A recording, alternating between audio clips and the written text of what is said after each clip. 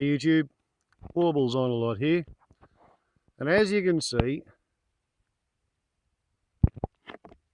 the chimney of my miniature Potbelly has seen better days. The outer flue has been there for 17 years. The inner flue has been there for 10 years.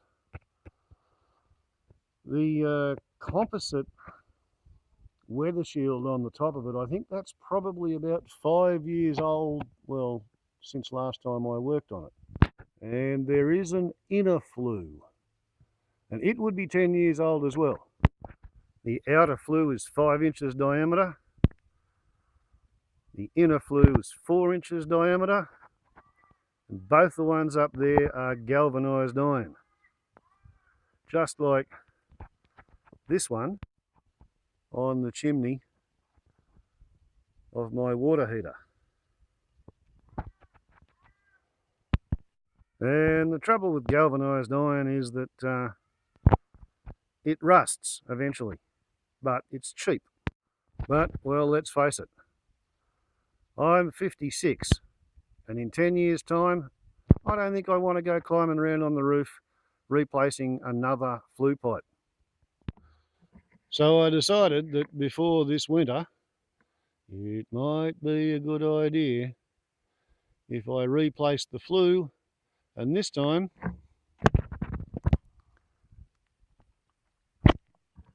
we go to stainless steel. On the left, you can see what I think is the metric equivalent of 5 inch. It seems to be a 1/4 inch short in circumference compared to the existing outer flue, and it's discoloured, so it's been in service acting as the inner flue for somebody's fairly large warm ray. And to go inside of it, I had to buy 4 lengths of 4 inch flue piping at a mere $59.75 per length.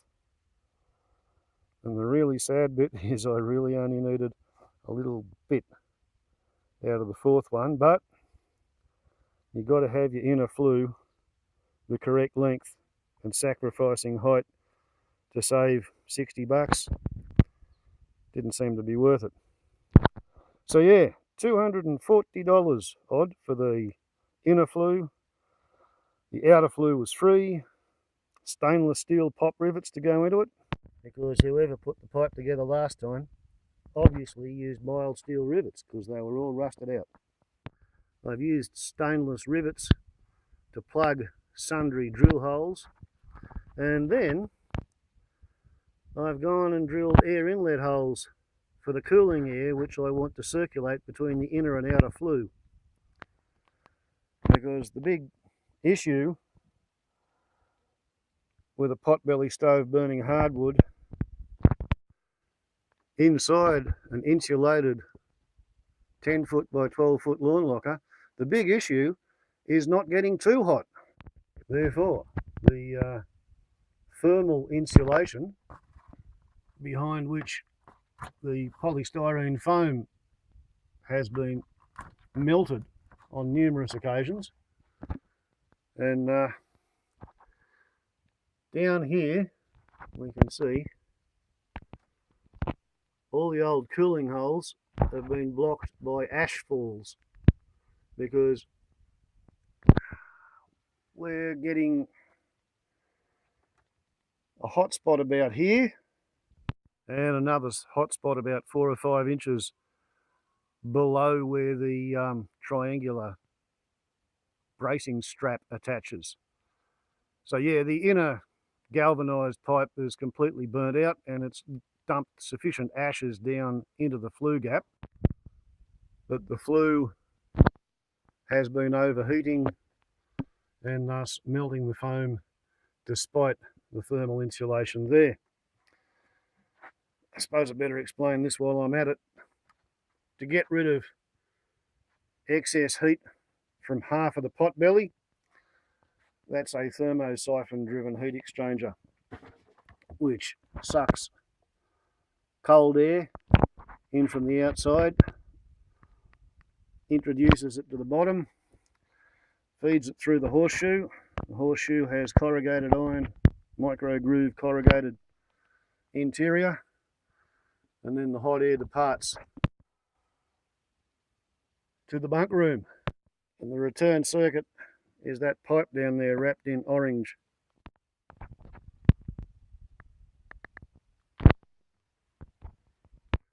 To where the hot air enters the bunk room. To keep the little kidlets warm, rather than melting the insulation behind the potbelly, which is what would otherwise occur.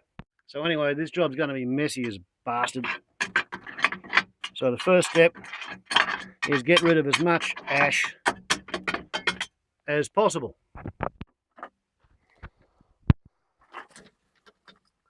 To where it will be recycled as compost.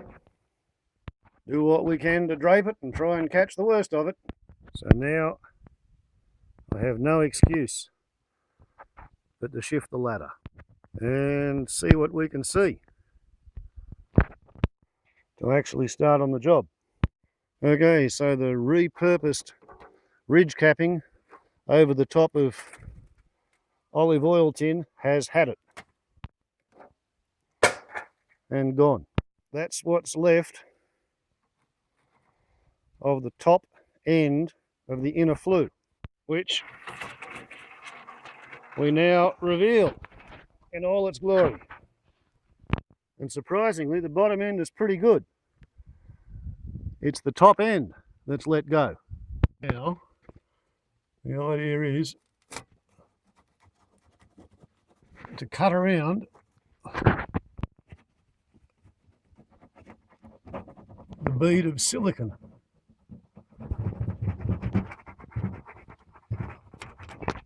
Which has been keeping the rain out for 17 years, despite the extremes of heat. And get this thing ready to move. And then commence to extract it from the hole in the roof, which wasn't easy, he says as he pants and sweats heavily. Interesting, looking at the thermal diffusion corrosion patterns. But anyway, there's the old system and the new system. And as you can see, the failure point for the inner flue was almost halfway down to the roof line from the top of the chimney. So yeah, perhaps I could have got another week or so out of this. It certainly would not have gone another winter. So anyway, that's what the chimney flue fitting looks like. A tapered cone to grab the inner flue and a rim for the outer flue. Look at that, 4 5/8 or 117 millimeters. That's what the inside of the outside flue has to be.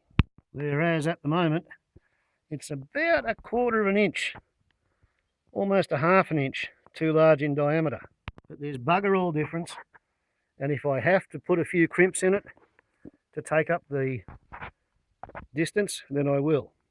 But I think I'm going to test fit everything first, because it would be a pity to exercise my very careful design custom crimping tool just because I happen to have built it from the memory of last time when I used it, and then get up there and find my pride in tool making, in following the memory of last time, crimps the new pipe too tightly to fit around the rim on the potbelly. So first we see whether the new $240 inner flue will fit. Well, it fits at this end, and it fits at this end, and it looks pretty good from inside the stove as well.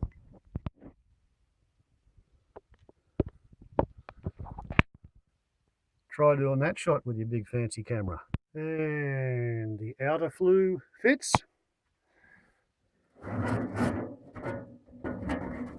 It has got a tiny little bit of free play there, but to be honest, I don't think I feel like fiddling with it. Now all I have to do is put the inner into the outer.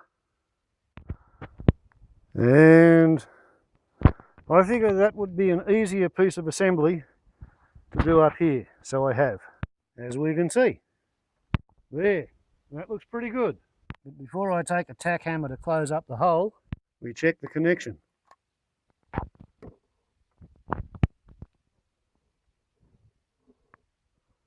And yeah, I can see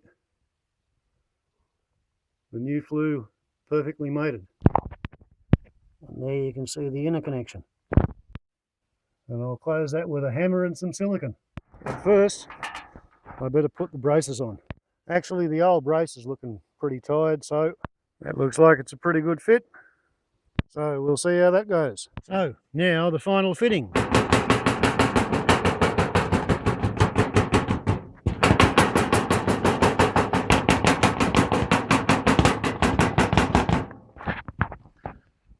Give us a nice tight fit before applying the silastic. There's a much smaller gap there now. There we go. Installed, fitted, ready for its final seal. 25-year guarantee on the roof and gutter ceiling with a fairly fat bead.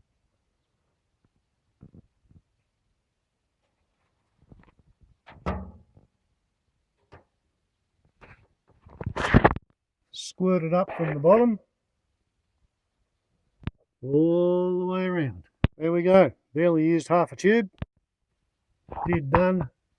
Reasonable good job inside, and not too bad on the outside either. At least it will be waterproof, and I think it's not a bad job. Wobbles on a lot to YouTube. There we go. The hut has a new chimney, which is something that I've been putting off for probably 2 years too long. But it's the sort of job that it takes weeks to prepare, and if you make a mess of it, well, this one had about $260 worth of brand new materials in it. If I'd had to buy the outer flue new as well, probably would have been $600 worth. And if you make a mess of it, well, not only do you make a mess of hundreds of dollars worth of materials, but as bad as this setup was, it was functioning and functional, and I had a fire in the blast furnace, or the potbelly, last night. So if I'd got any part of today wrong, I would have pulled this down, made any sort of a mess fitting that. It would have meant that tonight I could not burn the firewood in the blast furnace because something would have gone wrong with the double flue chimney assembly. Part of the fun of being a hillbilly is that when you pull your old shit to pieces, the new rig has to work on time and within budget, otherwise you're up shit creek. Bit of a pity I didn't get to use this though, because it works.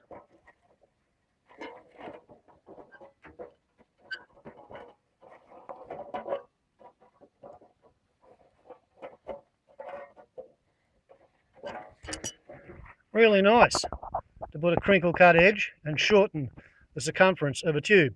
Wobbles on a lot to YouTube.